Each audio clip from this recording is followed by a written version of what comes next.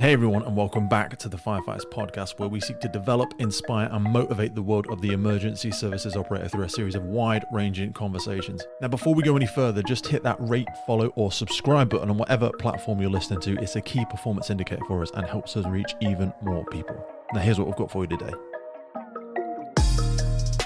Break the problem down of firefighting into multi-story building, into a two-dimensional problem of the fire floor. And the important thing was to keep the staircase smoke-free. All the incidents that really went wrong, where we had multiple people injured, multiple people with severe smoke inhalations, it's not only the people that are dying. Sometimes we only think about how many fire deaths do you have. We had 25 people in the building and we told them to stay in place. But because it took 10, 15, 20 minutes, there was a lot of smoke and people feel frightened. So despite we told them to stay put, they left through the staircase. The industry told me you will never sell more than 1,000 in the next 20 years. And actually we are now up to 40,000 smoke curtains that are used worldwide.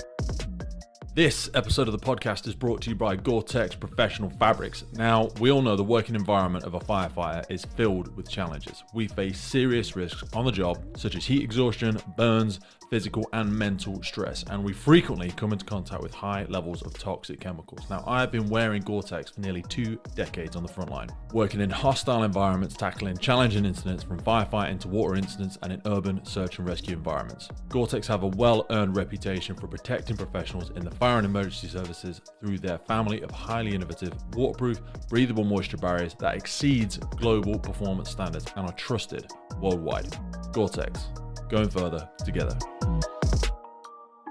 Hey folks, before we get into today's episode, just wanted to introduce you once again to our mobile application, Drillbook. Now, if you listen to the podcast, you're probably the sort of person that likes to develop themselves. Now, Drillbook is built to be the home of training ideas for drill grounds all across the world. It's a library of content built by firefighters for firefighters. It's for training ideas, it's for incident debriefs, radio messages. We've got if code templates in there, knots and lines, quick reference guides, interview questions, answers, and guidance. So go in there, check it out. You want to develop yourself. If you're looking to develop a firefighter on your station, head into the App Store or click the notes in the podcast links below.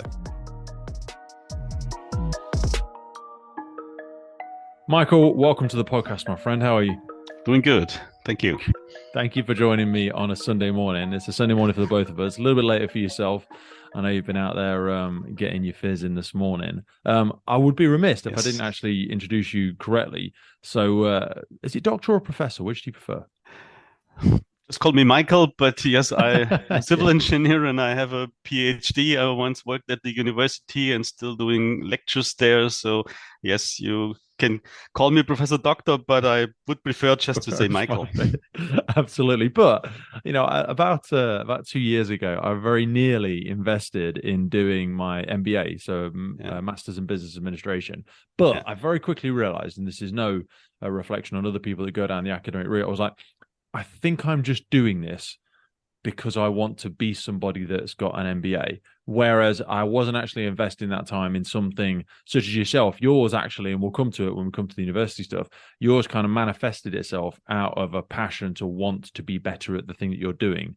Versus for me, I realized I was doing it just for ego. So I didn't quite go down that rabbit hole, but I hope to revisit it at some point. So for people that are unfamiliar, so my first interest in you actually came, I think I first read about yourself as part of some of the Grenfell outcomes and some of the innovations and some of the work that was brought in after that, things around smoke hoods, smoke curtains, and some of the interesting answers that were proposed to some of the challenges that were faced, not only at that incident, but as we'll learn as we go through our conversation, things that are actually prolific across many incidents. And these are things that will benefit fire and rescue services all over the world.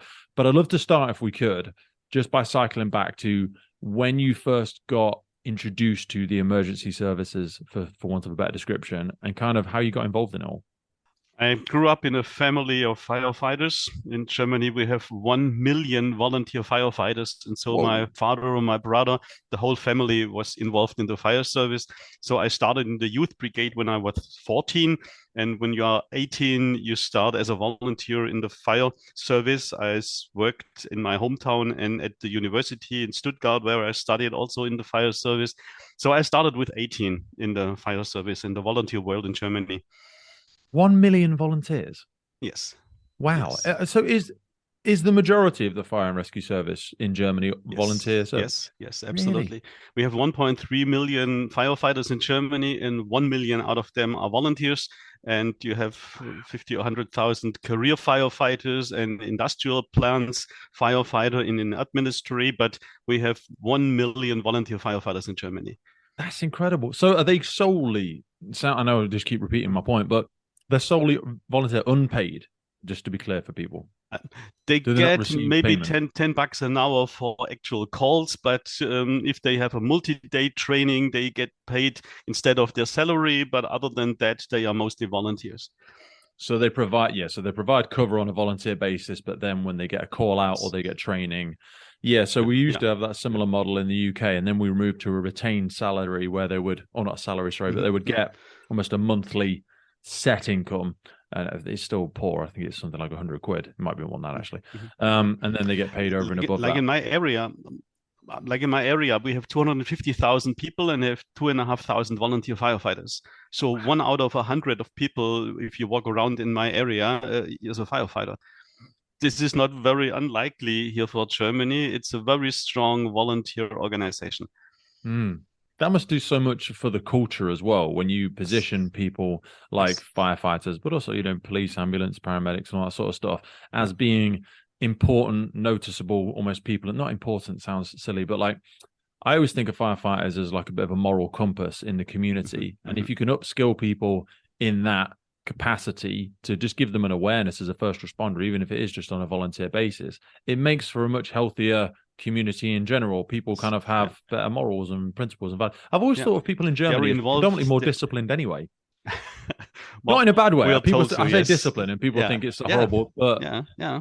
there's better Yeah. like values. Like there's, people don't, just tend to conduct themselves No. in a bit more of a disciplined manner. Yeah. Yeah. Yeah.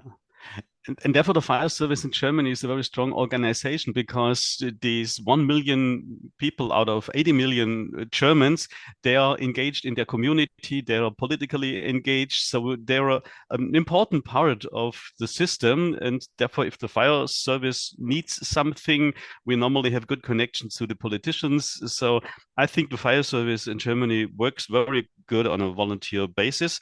And in the bigger cities, sure, we have career departments, but even like Stuttgart, a city, they have a few hundred career firefighters, but 1,000 volunteers.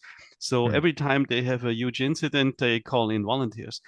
And these volunteers, they bring up all their knowledge, their skills from their normal profession into the fire service. So you have electricians, you have people that have knowledge of cars, you have chemistry people, physicians, doctors. There are the whole range of people in the fire service. And if we need something, we always find an expert in our own group who tells us the important things. I love It that works. aspect of it. It It's makes for a such a good thing. richer culture, doesn't it? So Yeah. those whole-time positions, we're talking about 300,000 whole-time positions. The applications for those sorts of positions must be incredibly difficult. Yeah. It is like in my area, which I can say as a representative area, 250,000 people, 2,500 volunteers in the fire service. And it's me, my agency, and the dispatching center, and some career chiefs. So we are about 40 to 50 people to do it on a career basis. And 2,500, they do it on a volunteer basis. Wow. So yeah, very, very much sought after. So take us from when you joined, you made it into the volunteer service in 18. Connect that gap between there, because from my studies into yourself, a lot of it came from looking at the work you'd done in research laboratories and then working at the university. What's the gap between that when you first joined that volunteer sector? So from 18 to 30, my first 12 years in the fire service have been volunteer years. On one side at home at my home place, on the other side in Stuttgart, where I worked at the university. I also joined the fire service there. So you have already a very good connection to the people there. So 12 years have been in the volunteer work. And I had a normal education at the university as a civil engineer. I was always interested in the fire service.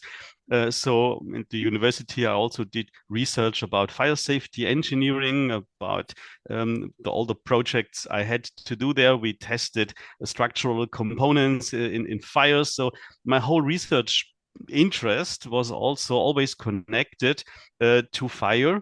And therefore, both worlds always had connection points. Yeah. I love that. So with the studies that you were doing around construction components and stuff like that, was that as in fire separation and, you know, the way that these materials were being developed that we're seeing now the Western world catching up a lot more on and trying to retrofit as a civil engineer? Yeah, as a civil engineer, I had the chance at the university those days to especially investigate fastening technique. So we had a huge research program, how to fasten sprinkler pipes in nuclear power plants, how to fasten fans on tunnels. So you always have to connect things to concrete. And these things shouldn't fail in case of a fire. So we had a large research project, and I was involved in that project. We had a lot of testing capacities on anchors and bolts. So it was a very interesting world. On one side, you have been able to go very deep into research technology, finite element, and smoke spread and heat conduction calculation, how to calculate how heat from a fire goes into steel and concrete material, how this influences the properties of these construction components. I'd love us to go there for a minute. Sorry, like I don't know if it's even possible to go there a little bit because I know it's such a massive subject. But when I'm hearing you talk there, I told me to stop myself from interrupting you, and I've obviously failed eventually because my excitement got too much. Good. But I was like, so I just ran an initial breathing apparatus course in the last 2 weeks. Is one of the courses that we run, and I remember on day 6 or 7 we're doing entrapment procedures. So we put a load of cables and stuff, and we get them to crawl through a few things. Then we get them to navigate and cut all the cables and blah blah blah. And I was trying to speak to them about we had a number of incidents that we've covered on the podcast, debriefs around trunking and retrofitting cables to buildings and the trunking collapsing, coming free from the wall, the false ceilings collapsing, and firefighters becoming entrapped in cables. And I'd love if we could just, I don't know even if we can just slightly go there. It's such a big subject, but keep taking me a little bit further if you could around those aspects of fixing into different. So what did you find out about fixings into concretes, fixings into steel, temperatures at which they fail, and what kind of pieces of work were you part of in terms of recommendations about what needs to change, I suppose? It was about 30 years ago when we developed the testing procedures, how to test fastening technique and anchors for fire resistance. And there are sometimes easy loads like a false ceiling, which you have to connect, but sometimes you have very heavy loads like a fan in a tunnel system. You have different temperature developments. There are different ways how to connect these things to concrete ceilings. So it's a very range and wide world of engineering expertise. And you always have your temperature profiles, you have your material properties that go down if concrete or steel is elevated to higher temperatures. You have cracks in concrete, you have water. So it's a very complicated computational design. And we did a lot of research to come up with testing procedures. And now we have a Euro code and European technical approvals for fastening techniques in fire, and this was basically my work from 30 years ago.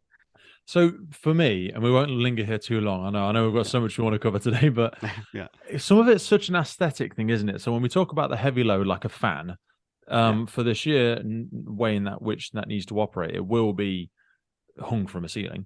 But when I always think of false ceilings and trunkings and cables and some of these steel troughs, for want of a better description, where they would lay heavy cable across the ceiling, I always thought that's for an aesthetic reason, because like you said about temperature profiles, it's going to be hottest at the ceiling, without getting too obvious. So why would we not just affix all these cables low down on the walls?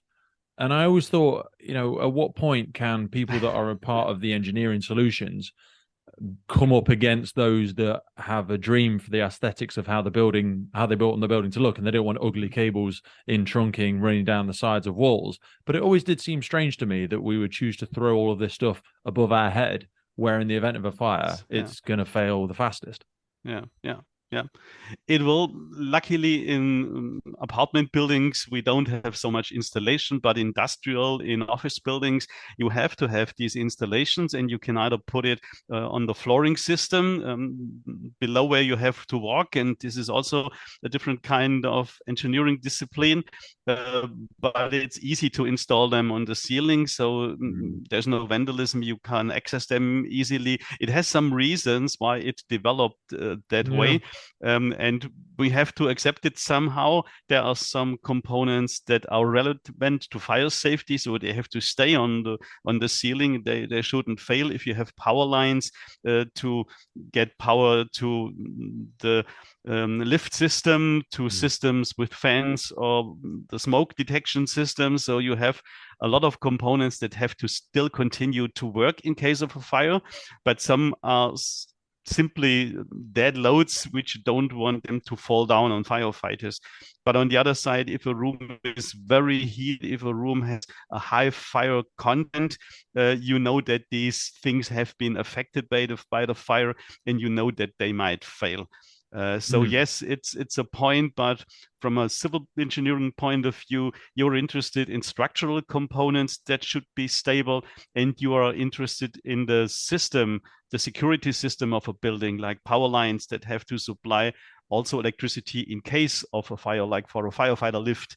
And all these installations, they have to work even during the fire. And this was my work as a research engineer for 12 years at the university, during my study and my work at the research laboratory. I think that's absolutely fascinating. It may even be another conversation with yourself at some point in time, but I would love to have someone and really just focus in on those aspects and just really break them all down. But so you were a volunteer fire service, 18 to 30 years of age. Where in between that and this time around the research institute? Because at some point you decided to go back and do 2 years training as a career fire chief as well, didn't you? Yeah, you have to have the age of 30 to be a career fire inspector or fire officer. And so with 30 years after my PhD at the university, after a couple of years working there, I decided that I had the position or the position in my area was available. So I decided to apply for the fire service and make my hobby my profession, and still continue doing some research and work for the university. But with 30, I decided to switch to the fire service and go into the career fire service. Wow. How was that process moving into that? Well, you have your hobby is your profession, so you don't have to work anymore if your hobby is your profession. But on the other side, you have no free time anymore. I basically had a few hard years. I had to finish my PhD, I had to do my education, and then also the family. So there have been some busy years, but it was always interesting. And I think I did a lot of these things, and I grew up on a farm, so I always was interested also in the practical stuff, not only the theory. I like the calculation, I like the theory, I like the physics, the chemical background, and the thermodynamics of all these flows, but I also like to experience it on the field. Yeah, I'm much more of a kinesthetic learner. It makes more sense if I can see it and do it, and I'm much more interested in almost innovative solutions to physical problems, with the greatest respect to some of the incredible people that come up with, I mean, even in construction is probably a great example of the marrying of the two, because a certain element of that will be a chemical solution in the way that the materials are developed or protected, something they're wrapped or dipped in or something like that. But some of the stuff we're going to come on to today, which really tickles my pickle, is the kind of the physical solutions to some of these beautifully wicked problems that we find ourselves in. So after that aspect, your postdoctoral studies in fire safety engineering took you into, when I was looking back in the research, this first study of smoke flows in building and how to prevent the movement in stairways and numerous different situations. But from my memory, this was first triggered when you attended a basement fire. Is that right? There were a couple of fires I attended, and I always had the problem of stairway protection. Like I see it from one side of as a research engineer doing smoke flow and doing all these calculations. On the other side, you're on the fire ground and you have to apply the tools and the training that you received to a specific problem. During about 20 years in the fire service, I always found it difficult that we can't secure smoke-free staircases for people, because for me, looking at all these incidents, and every time I come home from an incident, I write down what I saw first, I write down what I expected, I write down what have been my orders, how did they work up, if my orders would have been different after I look at an incident from a later point of view with the hindsight. And looking at all these incidents, I always found it difficult. Like sometimes you are on scene with 2 aerial trucks, 4, 5 engines, but you can't control the smoke-free staircase. And I always found it a problem. On one side, you're doing fire safety design. On the other side, you're doing firefighting operations on scene. And the firefighting design always talks about compartmentation, about smoke spread control, about fire spread control. And we implement walls and doors.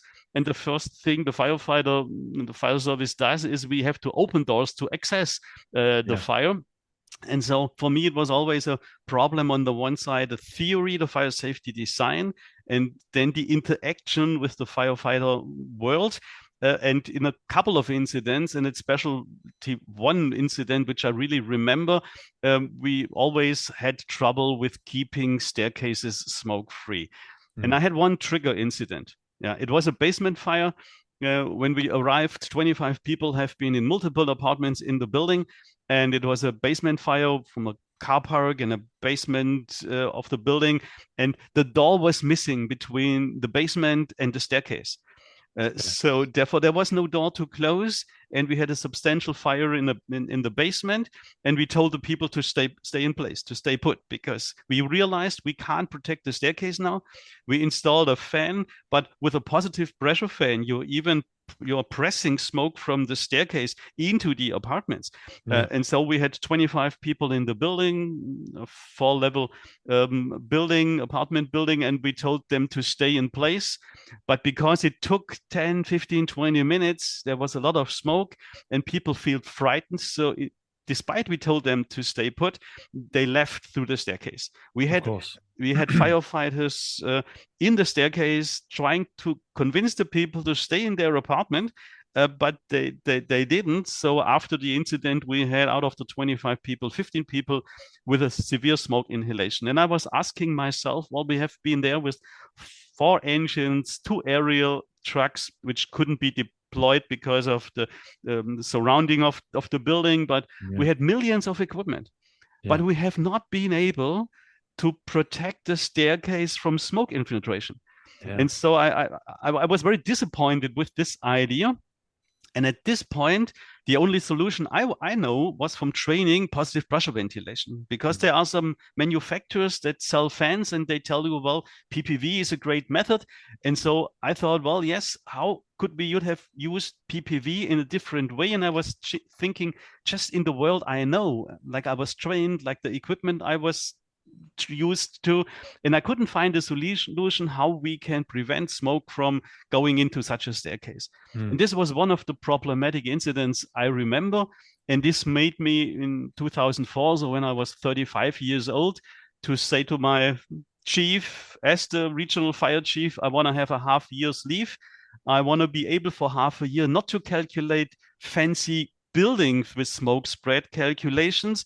I wanted half a year of my lifetime to spend as a personal interest to study positive pressure ventilation and to calculate smoke flows in building and look at all these parameters to maybe be able to find a better solution for positive pressure ventilation, because this was the world I was thinking in.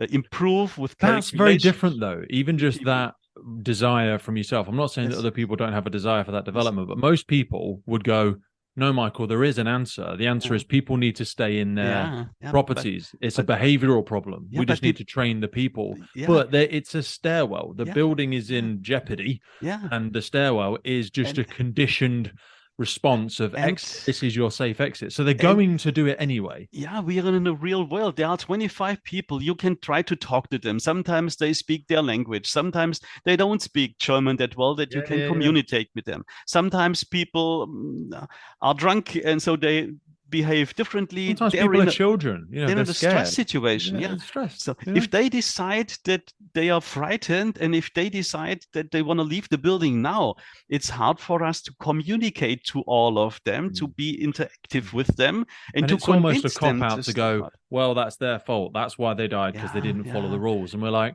no, it might be their fault, but we are professionals. We are on scene, and we have to cope with the situation. Yes. So I was really, because ultimately, if people were ultimate professionals and they did as they were told, we would never have any accidents or any fires at all.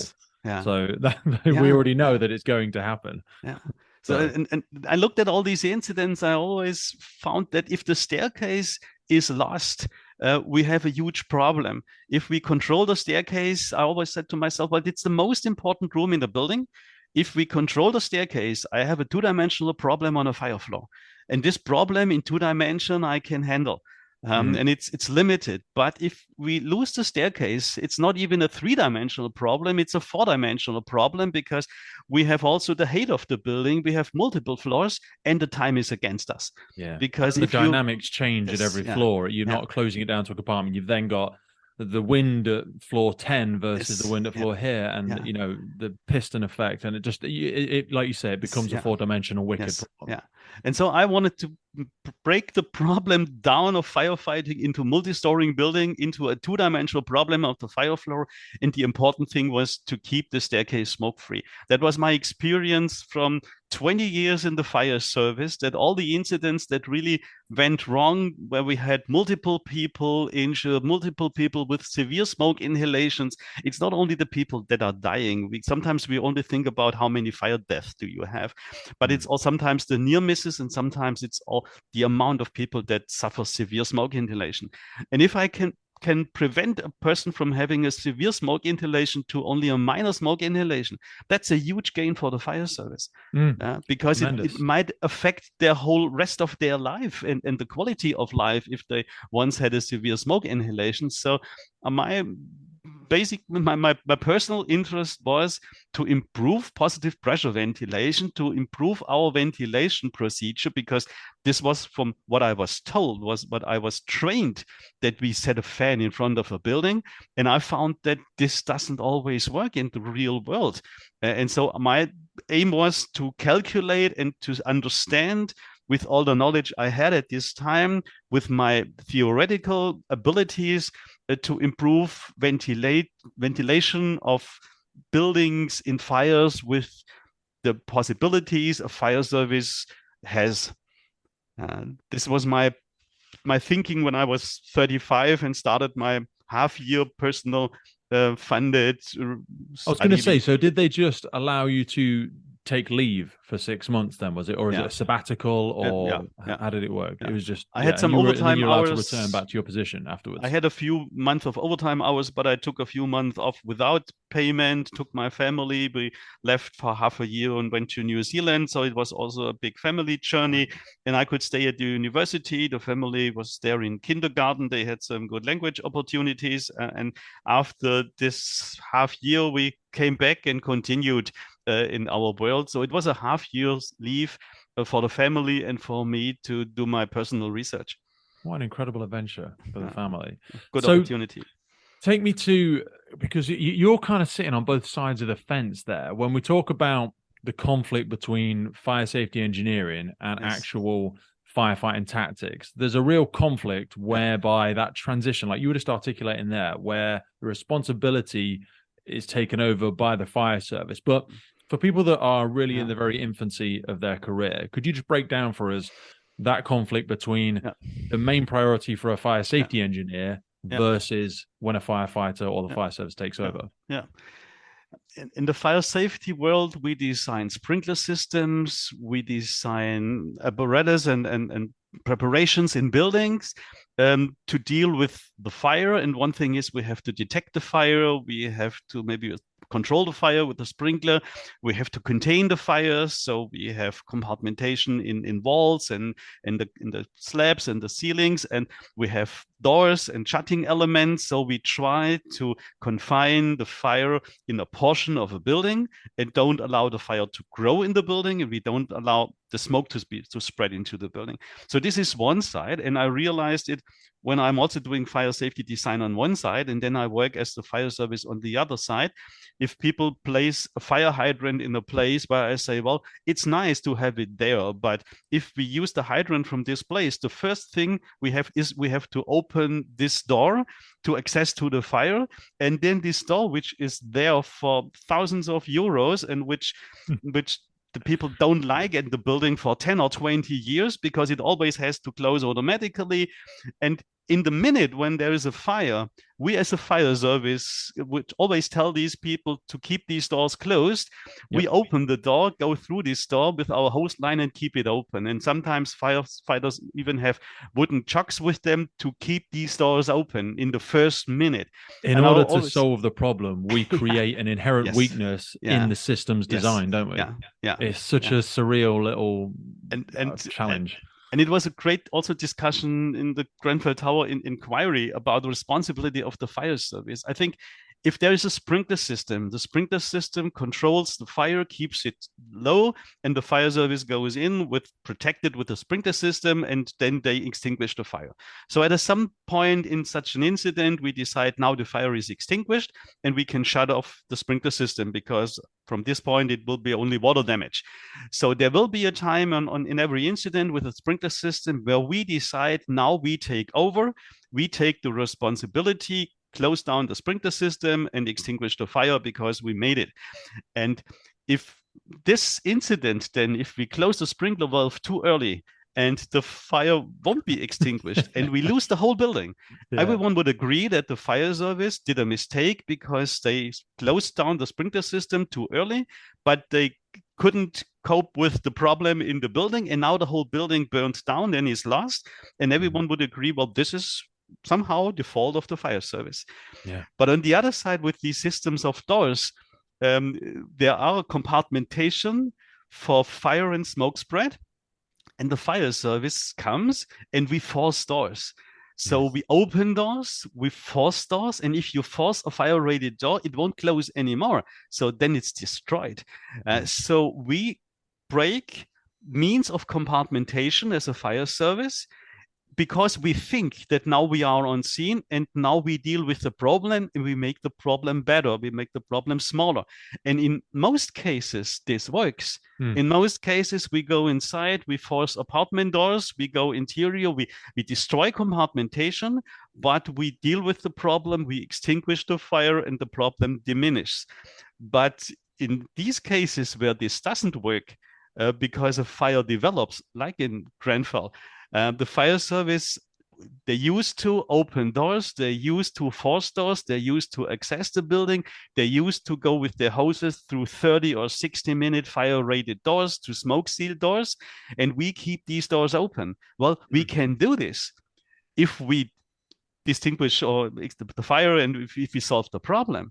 But if we can't solve the problem, we have to realize that we are weakening the building. I was thinking about this yesterday when I was preparing for our conversation, and I think it's a very poor example, but I'm going to try and use it anyway. I always thought it's a bit like a submarine has got something damaged inside it, and in order to access it, you punch a hole in the side of it, and as long as you get in there, fix the problem and seal the hole quickly, then it's okay.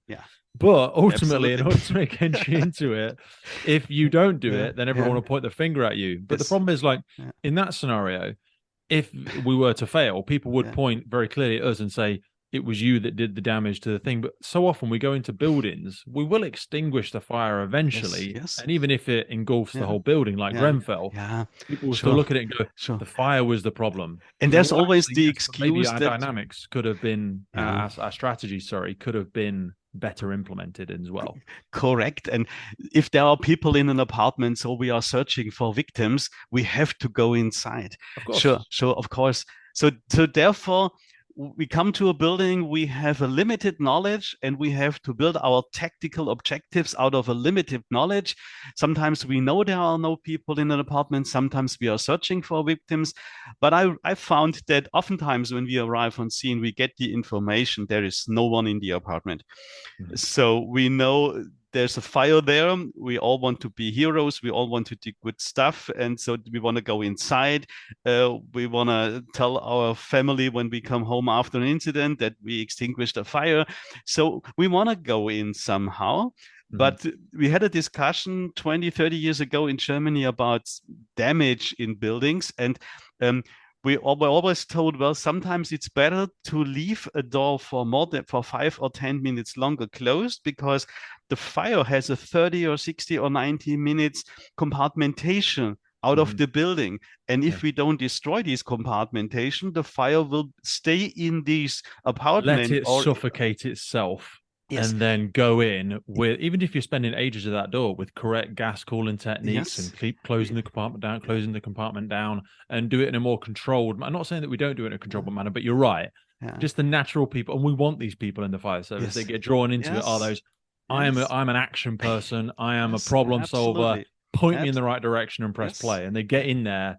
And but sometimes intentions. But sometimes it might be better to keep a door closed for 5 minutes to establish positive pressure ventilation in the staircase, to allow the people from upper floors to leave and access the fire compartment 5 minutes later. The fire will still be there.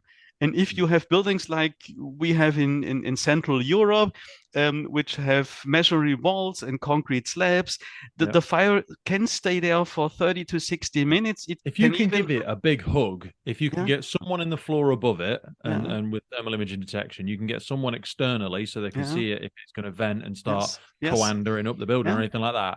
And you've got, it buys you that time, doesn't it, to put it in place in the stairwell. And I know people will be listening to this and going, oh, well, that sounds like a very perfect situation, both sitting there talking rubbish when it's not really an incident, you're not really there, and there's not all the chaos. I have been on incidents for 20 years. And we have, You have to look for the outside. You have to see if there's a fire spread of flame plume on the outside, which might go to upper floors. There are sometimes shafts in a building where smoke can access. There are older buildings that have some limitations, that have their trouble. So buildings are sometimes somehow failing, but oftentimes, sometimes there might be victims inside, so you have to go inside. But nevertheless, we have to take 5 or 10 or 15 seconds to really think. Every time we open a door, we are changing the system. You make an opening, you allow smoke to spread, you're destroying a barrier. Is it worth to do it? And is it worth to do it now? And if we think about this, sometimes you have the ability to maybe first throw 30, 60 seconds of water from the window to make the fire in the heat release go down by a factor of 2 or 3, and then you go more easily inside to extinguish the fire. Sometimes you can get people down from upper floors, or see if they really stay put, if the staircase is clean from all these people. As long as there are no victims in the apartment, sometimes we should take 10, 20 seconds extra time and realize that once we open the door, we are changing the ventilation system. We are weakening the system of fire prevention in the building. And is it worth to do it now, or are there other ways to access the fire? Or is there a later situation where when you destroy an opening, a door, it is better for the whole outcome of the performance of the fire service interaction? So I want to go into that 6-month gap of research and development, but I want to also look at, sort of add some more weight to the scale of why this was such an important aspect to be studied and learn a little bit more about. And we use, if we could go towards, it's wherever you want to go first, whether we go to Grenfell first. There was a big fire in New York as well, wasn't there? Where there was 35 people suffered from severe smoke inhalation. So if you could give people a little bit of context around a couple more of those incidents, Grenfell and perhaps the New York example, as to this growing concern of finding a solution. I'm work for the German Firefighting Association in working committees to study the interaction between fire safety design and between firefighting interaction. And I'm looking at this from a German point of view with my experience, with my tools, with our German tactics and strategy. But I was always interested in how it's done elsewhere in the world. And I really examined how people in the US, how people in the UK, how people in France, how people in other countries might come from a different tradition as a fire service. They train differently, they have different tools, so they do different things on the fire ground. Therefore, I think I invested hundreds, maybe thousands of hours at Grenfell. I have been on site. I have been in Bishop's Court at Grenfell Tower Inquiry. I examined it quite intensively, not to see what they did wrong, but to see if something similar could happen in Germany, if we have similar risks, if we have a different, like we don't have the single staircase debate that you have in UK, because we always have two means of escape. It could be the ladder of the fire service, but if you are in a high rise, you have to have two staircases in Germany. And then I looked in the US, they have two staircases, but the US Fire Service says, well, one is the attack and one is the escape stair. So they allowed themselves to lose one staircase and allow it to fill up with smoke because it's their attack stair and people have to use the evacuation stair. But sometimes this works and sometimes it doesn't. I really looked into an international point of view, how it's done in different countries, and you find similarities. There are more than 5 or 10 people dying or have severe smoke inhalation. And I think you referred to the fire in the Bronx, which is nearly a year old last year in January, where 17 people died. 35 people had a life-threatening smoke inhalation, and I think another 35 something had smoke inhalation. So it's 72 people, I guess, have been hurt and 17 people died. And all these people died because of smoke. They don't get caught by the fire, by the flames. They all died because of smoke spread into the building. Always the case. And so the one thing are the fire death. If you look in Switzerland or Germany, compare these national codes, how buildings are made and how the fire service propagates. But the similarities are worldwide always the same. You have dozens of people out of smoke inhalation, dying from smoke inhalation, and they die in staircases. And this is the thing we should handle better. People in a fire compartment, they have to get out as fast as possible. And yes, in Germany, we have ruled that everyone has to have a smoke detector in his apartment.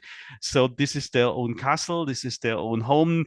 They have to be alerted early and try to get out. But yeah, in my area, I have one fire death a year, which is about the percentage in Germany. We have in Germany 300 people dying in building fires a year.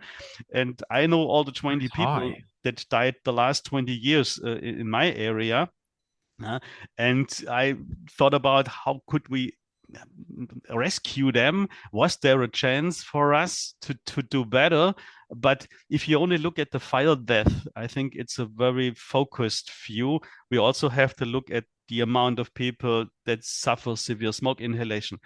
And this is sometimes from statistical point of view, not very much documented in most of the countries, also in Germany. But my main interest was indeed to make the situation for the fire service better, because we also had firefighters that had come into trouble in upper floors on the staircase if the staircase fills up with smoke. So it's also for the security of our own personnel to have a smoke-free staircase.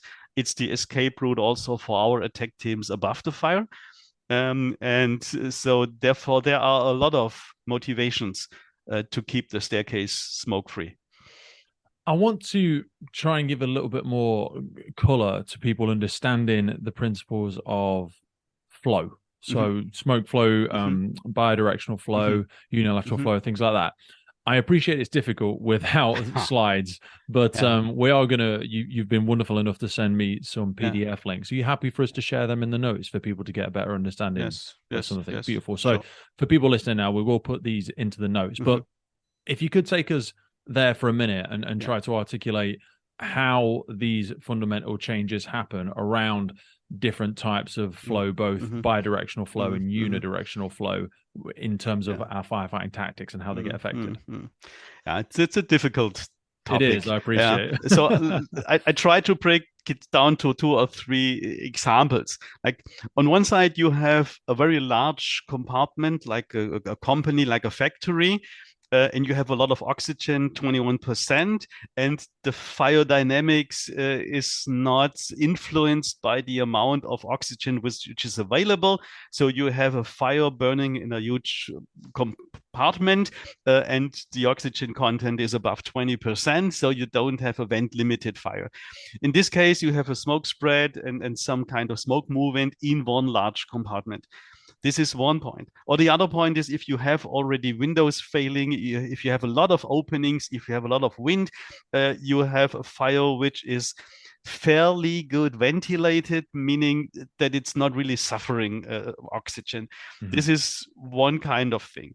The other thing is a fire in a multi-story, Central European building, where you have a couple of rooms, where you have a staircase, and they are all connected, and they somehow interact with each other. So you have a fire and a smoke spread in an arrangement of multiple connected compartments.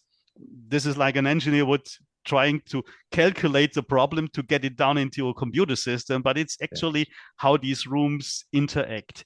And the other thing, that the third part is, if you have a fire and you are really down into fire dynamics, which is vent limited and it needs oxygen, so the oxygen content goes down to 10 or 15% in a fire compartment, and then the fire is really throttled. You have a throttled fire which will interact if you vent it. And so there are different, I know in the UK, I think you have phase 1, phase 2, or phase 3 PPV. We don't have this at all in Germany. We sometimes discuss about defensive or aggressive ventilation. So defense would be if the oxygen which we introduce, the fresh air, doesn't interact with fire growth. So defense would mean we're ventilating the staircase, but our action has no influence on the fire growth. And aggressive ventilation would be if we really force fresh air to flow into the fire compartment, and this will interact with the fire growth and will make the fire actually grow and intensify. So ventilation is taught differently, and there are different expressions all around the world, but the physics are the same. So we have fires that are well ventilated in large compartments. We have fire where we have to discuss how they are ventilated in smaller compartments, and we have a huge portion of flows, of smoke flows in building, and also smoke flows and air flows through openings. And some people call it positive pressure ventilation, but this is only one part of it.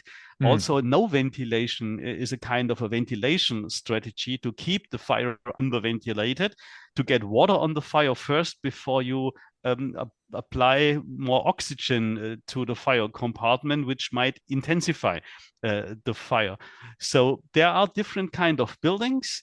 And if we concentrate now on multi-story buildings, because I think this is the point where people are interested, where we have to rescue people and we have to control the staircase. In multi-story buildings, you might be able to put a fan in front of an entrance door, and you have a little bit of a differential pressure. The pressure in the staircase is a little bit higher than maybe the pressure in the connected floors or apartments.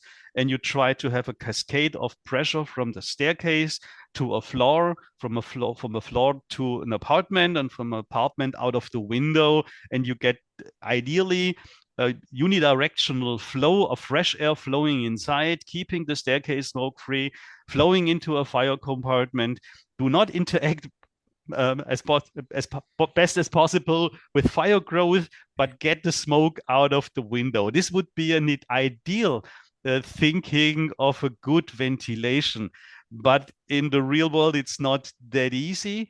But that is an approach that I know the states do with their predominant attack teams, they try and do ventilation as quickly as possible to then speed up the exponent. And for people that are unfamiliar, because I don't want to just skip over it, so we spoke about the 3 phases in the UK just for that little aspect. So phase 1, which is in use in pretty much all services, I think, is ventilation, but that's after the fire has been extinguished.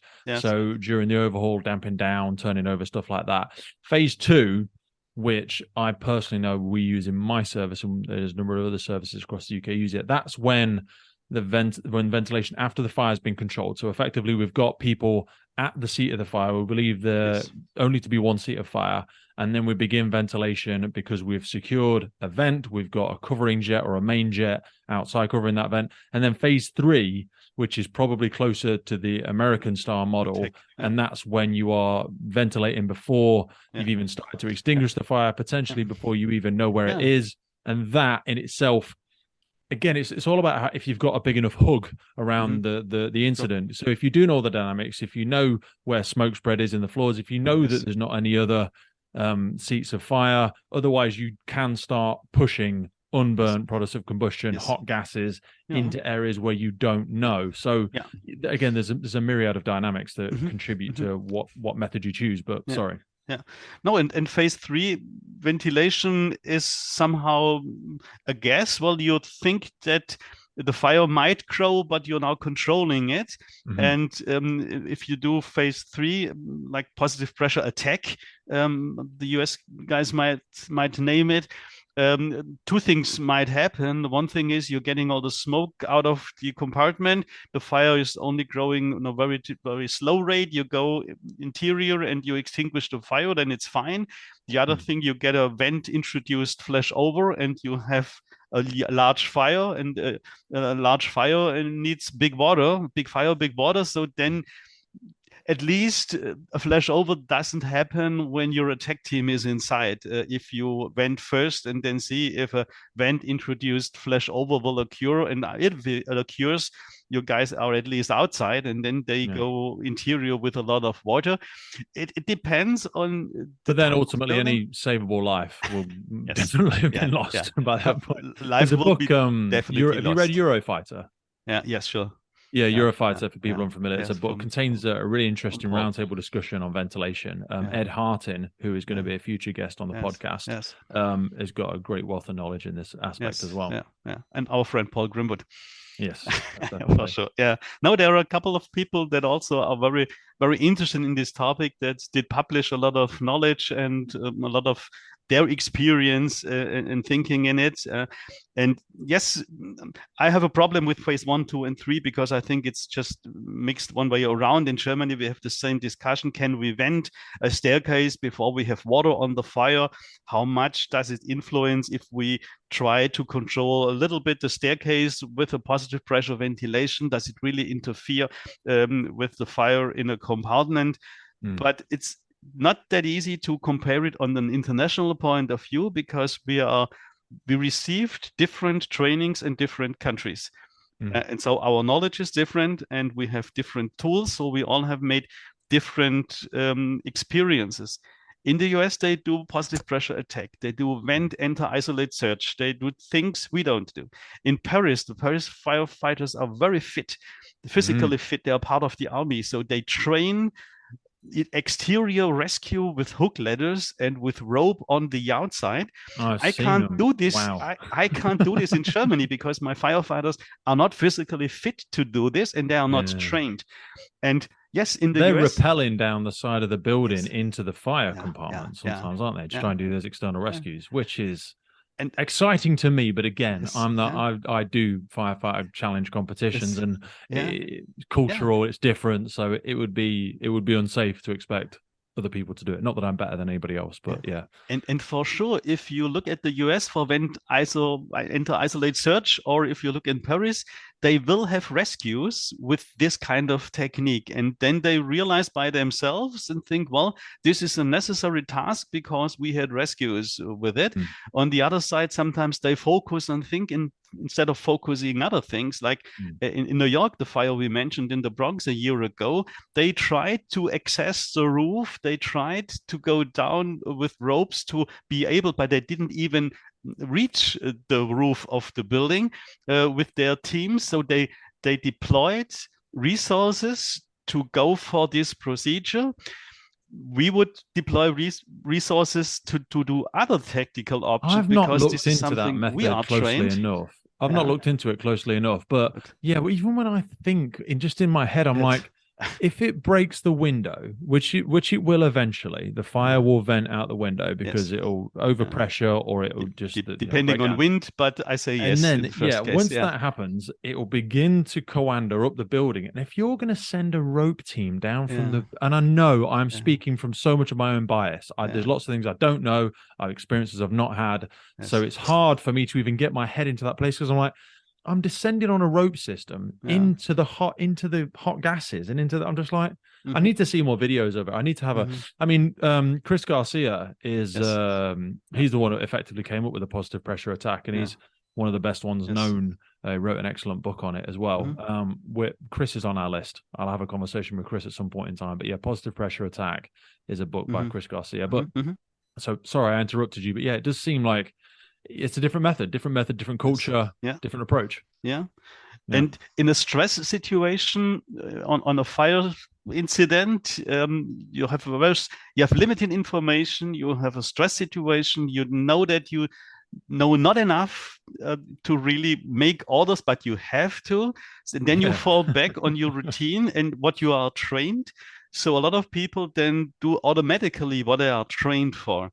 Because they know they can at least perform this task. And so they will fall back into their routines and they will try to do what they are trained. And if you are in Paris and every morning when you start your shift, you have to climb up a floor from the outside, which is their every morning routine. If you start every morning with such a routine, if you train on a regular basis to do rope rescue or to work with hook ladders, and you have a stress situation and you see a person there, you will immediately grab your hook ladder and try to reach that person.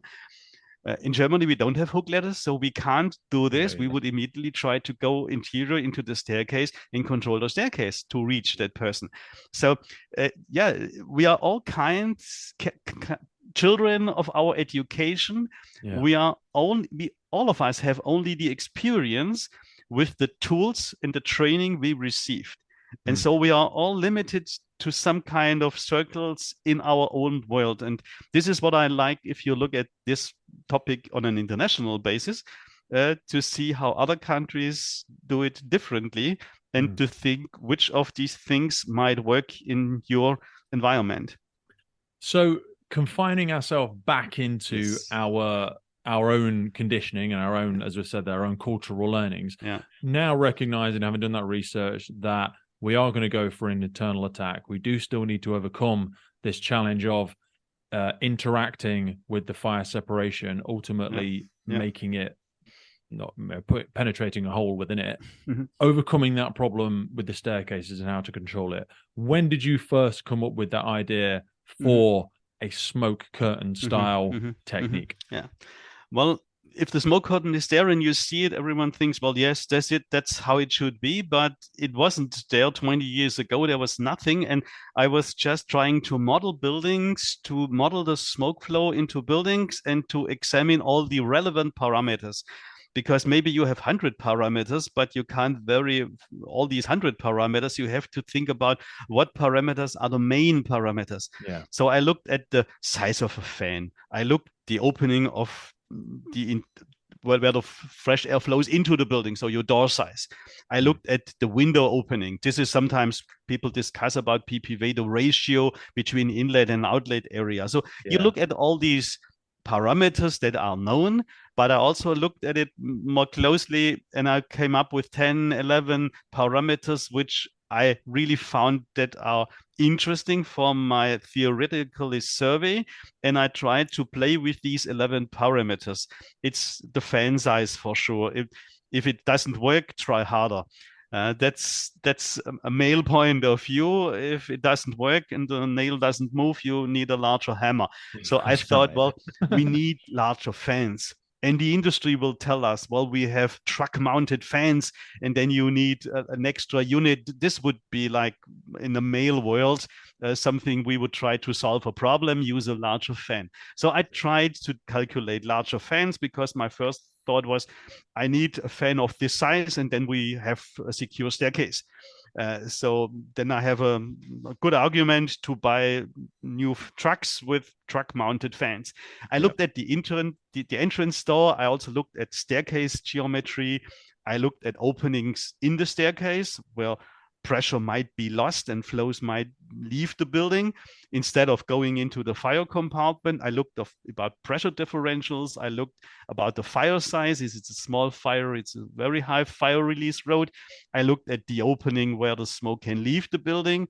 I looked at wind, because wind is a very important factor. Mm-hmm. And trying to do variations, I found I can use a fan as large as I want. If there is wind, if something doesn't work, there is no 100% guarantee. I was going to say, you then got to then run all of that through the filter of how many of these things are within my sphere of control as well. Yes, and I found that my possibilities are empty. I looked at all the parameters, and I thought after a couple of months, well, that's real world. There is no good solution, no one size fits all. We can't control the opening. But I also realized that a very important part, because my problem was when I looked at all these simulations, you see actually smoke moving through the building. I realized it's always the upper part of an entrance door. Maybe if you have wind, then you have smoke on the whole height of an entrance door, which will leave the fire compartment and flow into the staircase. But oftentimes you have bidirectional flows. Fresh air is flowing in low, and smoke is leaving through an entrance door into the staircase high. So looking at all these calculations, I found that in 90+%, it's the upper part of the entrance door where you have smoke that flows into the staircase. And I saw, well, in some countries, like in the US, they have the door control person. So staffing a person that tries to stay at the entrance door to keep this door as close as possible. In Germany, we had a very limited discussion if the door behind us should remain open or if we should close it as much as possible. There was no huge discussion about how to handle the door blade behind us to limit the smoke. And so I tried to do calculations on the opening of the door or the door blade. Does it have an influence? Does it have an influence if we close the door to only 20% behind us, so just the hose line goes through it?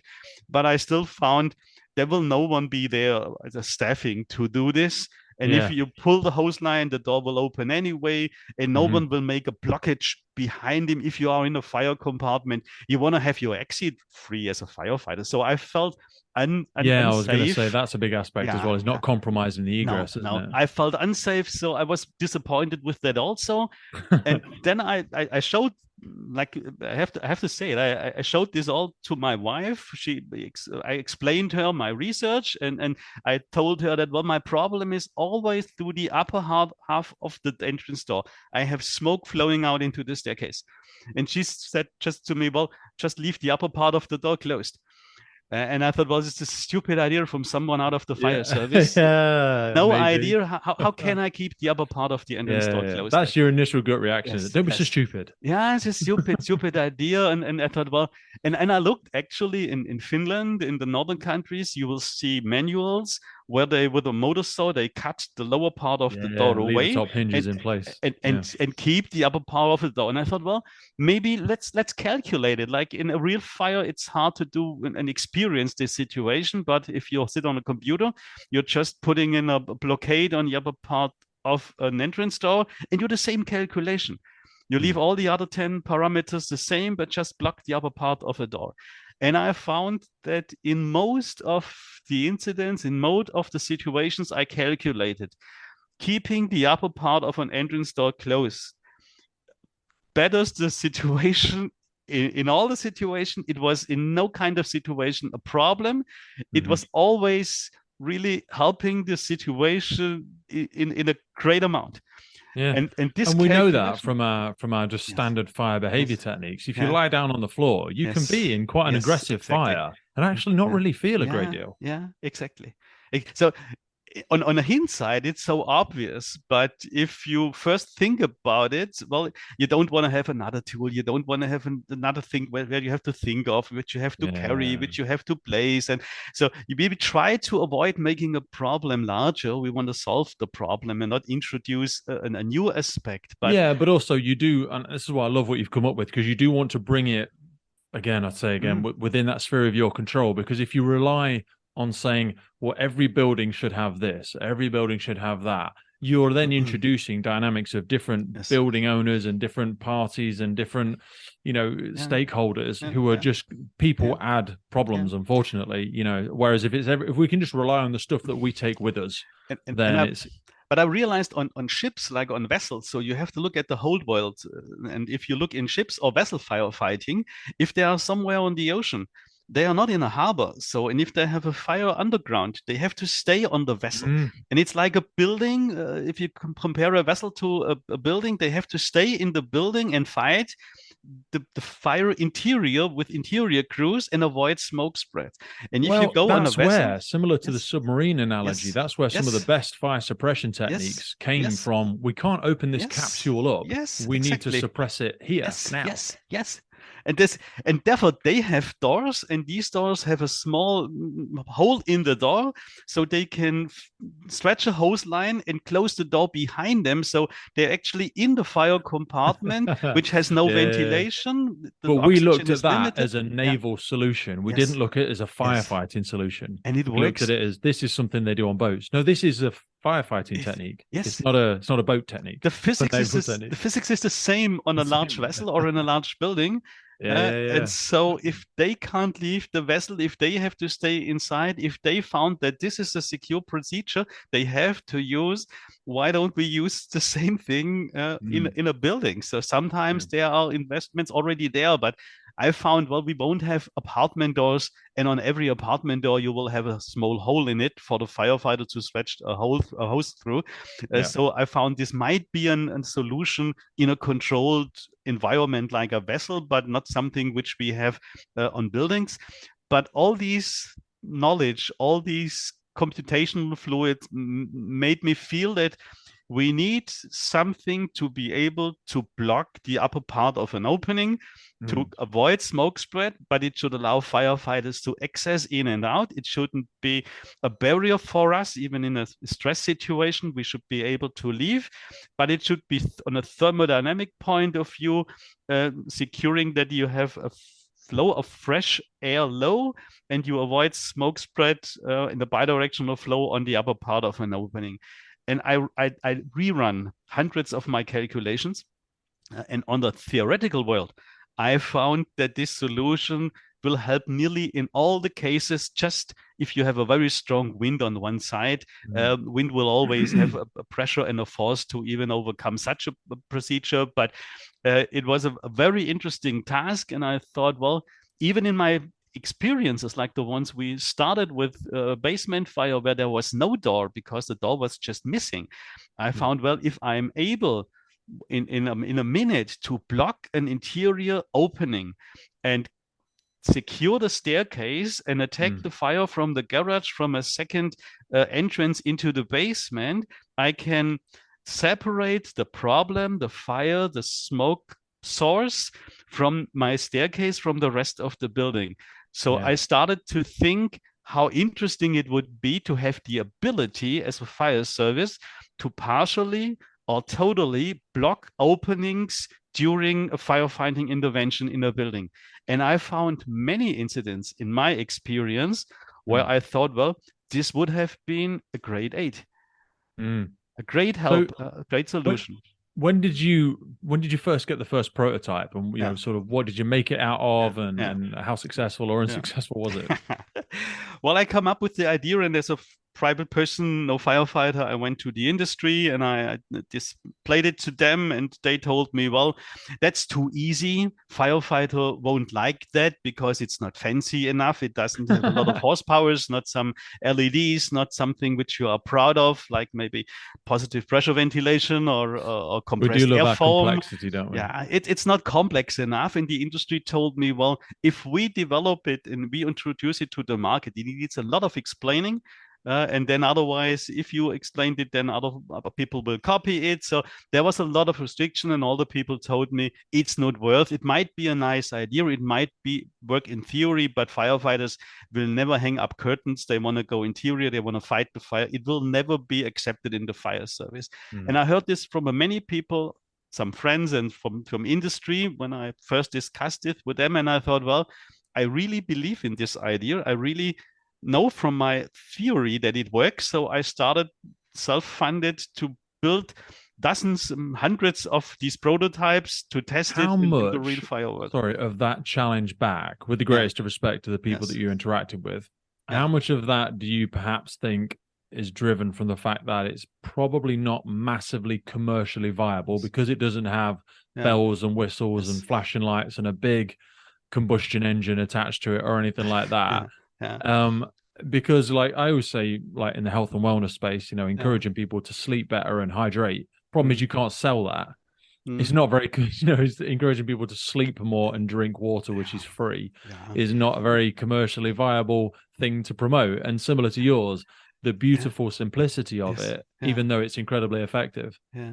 The industry told me you will never sell more than 1,000 in the next 20 years. And if you look at all the costs, at all the time you have to invest in it, it's not worth it. So for the industry, it's no solution that they gonna develop and invest and try to teach and promote, because they said, well, there's no gain in it. It's not worth it. It's not an industry solution. It's not fancy enough for them. So therefore, I started to do it by my own. And some good friends of mine said, well, Michael, I'm not sure if my guys, my firefighters will ever use it, but okay, I give them a few. And one career department, professional department close to my area, they tried a few of them, and a couple of months later he phoned me and I said, well, can you give me another 20 of them? Wow. And I said, why? And he said, wait, we had a multi-story fire. I gave it to my guys on the front line and told them, well, this is a new product, test it. If it works, use it. If it doesn't work, throw it away. Did your service just let you do that? Yes. That is a very different model to my personal experiences in the UK. If I, Pete Wakefield, were to develop a product and take it to my service, they would not let operational firefighters use it. Okay. They would need to adhere to every safety. And maybe you did do all of this background work as well, but it would have to adhere.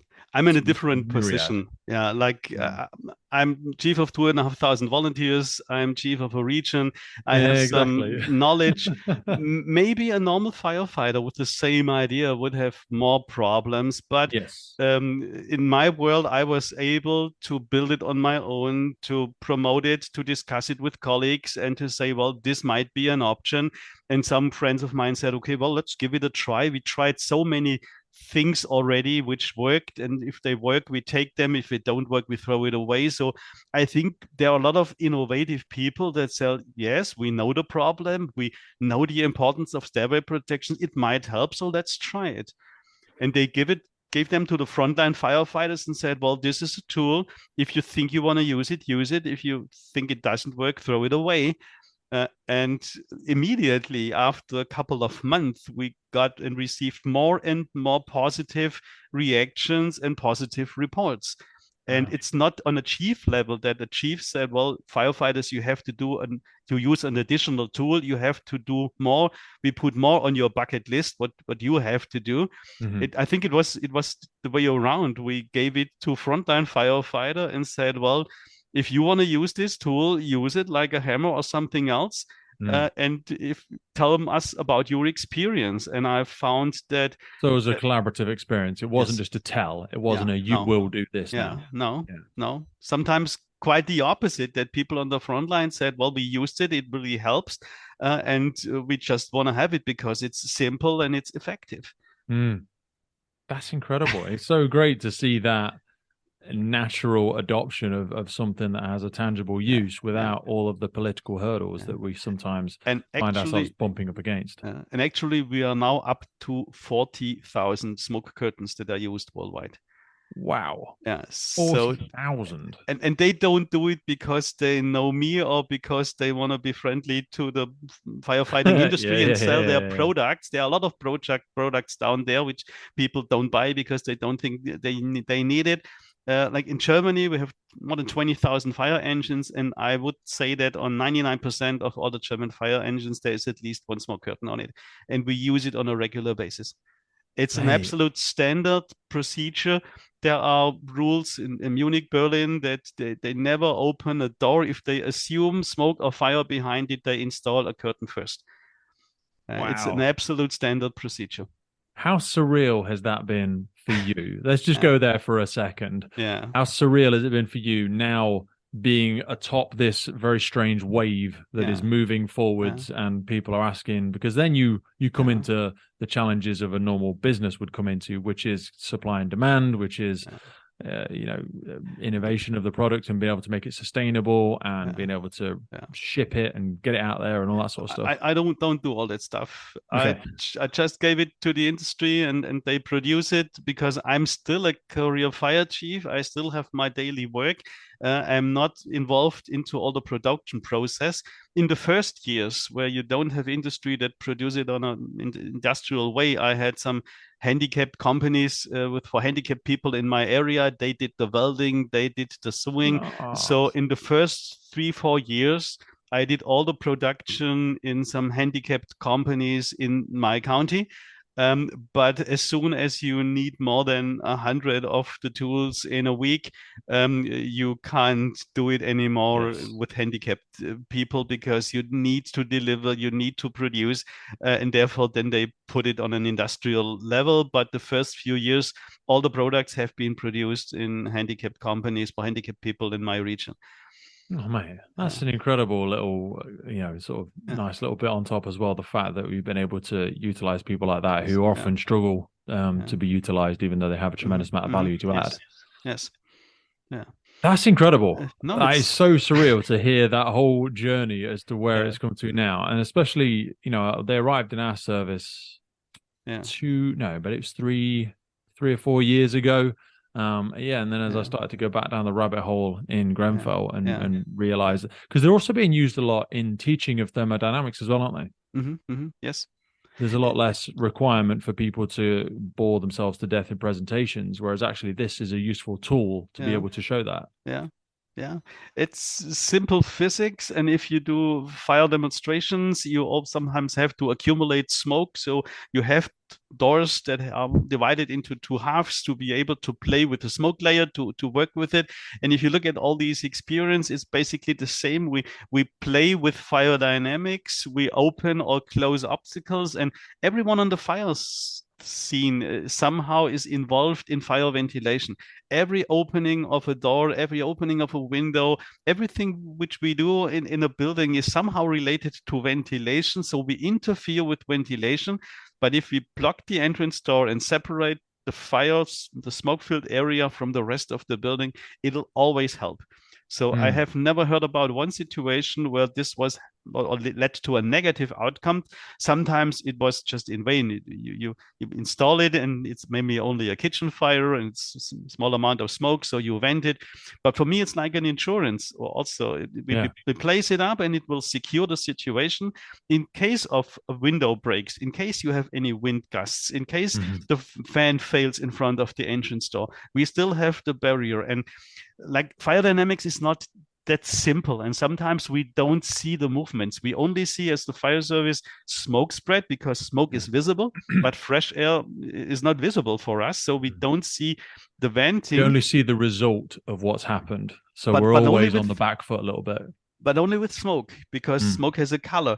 But if you hang a curtain in an interior opening and you see its deflection, you see it's moving, you realize in which way there is Yeah, a resulting you'll see flow. the air being drawn, and we always Yes. say when you're Yeah. doing door opening procedures, look at the top of the door if you Yeah. hear a sudden inrush of air or blah blah blah. Yeah. But if you can actually have a hanging curtain like Yes. that, Yeah. and you can see Yeah. a suffocated Yeah. fire drawing it. And we found many, many, many more aspects. Like on every hazmat incident, my people are told that you have to mark the contaminated zone from the clean area. In Yeah. every hazmat incident, everyone who has been inside the contaminated area has to be decontaminated to leave this zone. But a fire scene is also a hazmat incident. We have a lot of contamination. We are talking about firefighter cans and all that stuff. But I realized that at the end of a building fire, no one was discussing where is the hazardous zone, where do you have to wear positive or breathing apparatus, and if you have been interior, you have to be decontaminated. Well, we thought of it as, if you hang a curtain, this is the place from this position up. You might have the black area, the contaminated area, and before this, it's the white area. And no one should be allowed to pass a smoke curtain because there is a higher concentration of smoke behind it without a breathing apparatus. If you reach the point of the curtain and you don't have a breathing apparatus, you're staying outside. And this is for firefighters, for fire chiefs, not depending what color your helmet has. It's for the police officers, it's for all of us. The curtain marks the situation or the barrier between the white and the black area on building fires. And we also found a lot of educational outcome out of this situation. We had a lot. I always used to find it when I would go as fire investigation. So I would turn up to an incident as fire investigation, and because I hadn't been there from the start, I hadn't had now, I'm not saying anybody was too relaxed, but I wasn't conditioned to the same level of risk at that particular incident. So I would always start from zero, if that makes sense. So whenever I would go up and start an investigation, I'd put my respirator on. And I would go into there to begin my findings and my investigation, my initial look over. But I'd be walking around with firefighters in their tunics that were gassing off, no ventilation on, no personal protection, no breathing protection at all, because they'd been there for hours already. But they're walking through a compartment that's still gassing off, that's still giving off all of this toxic fumes, and if you had that physical barrier. Because we like barriers, we like tape, we like it's very clear for us as firefighters.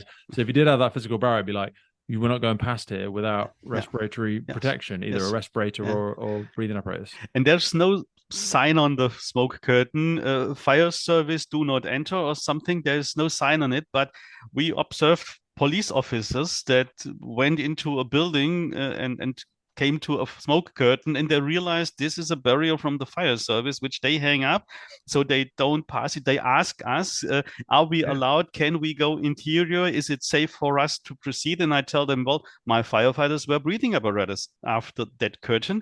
So if you want to go in and if you want to inhale smoke, you can go interior. I can't keep you on the outside, but I wouldn't do it. And they are convinced not to do it. And there's also no need for them to be in there. There's no need for a lot of firefighters to be in there, just contaminating the scene, because there will be an investigation of some form. And there's nothing worse than every person becoming a tourist after the fire, and everyone's just wandering through. There's the joke in Germany: if you are with 18 firefighters on an incident, how many people have been inside the fire compartment? And the solution is 20, because the 2 police officers also have been inside. It's not necessary, but everyone wants to see it. Everyone wants to get the information, wants to have a look on it, to learn, to see what happened, to get experience. But I don't think that it's really necessary all the time. Not necessary. And we're doing ourselves damage that we don't realize. Yes. Yeah. Michael, that's been absolutely fascinating, my friend. I'm just looking through our notes, and I know there was so many small bits that we touched on in the beginning that I know we could go so much further with, but I want to be super respectful of your time, and I'm obviously with my family as well this afternoon.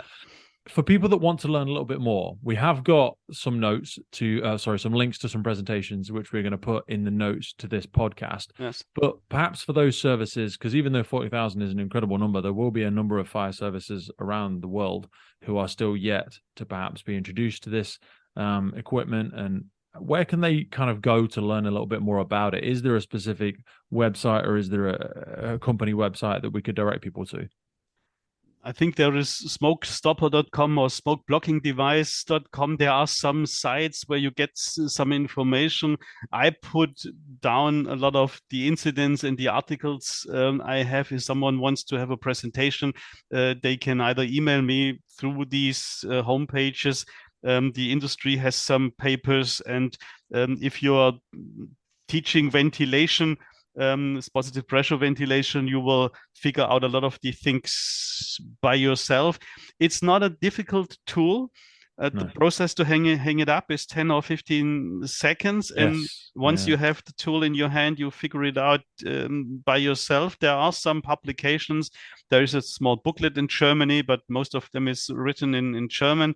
But I know there are on an international basis also in English and other languages some manuals. I'm very confident 90% of firefighters will be able to put it up with little to no instruction. It's a wonderfully effective but also simplistic device to get to work, mate. It's incredible. Well done.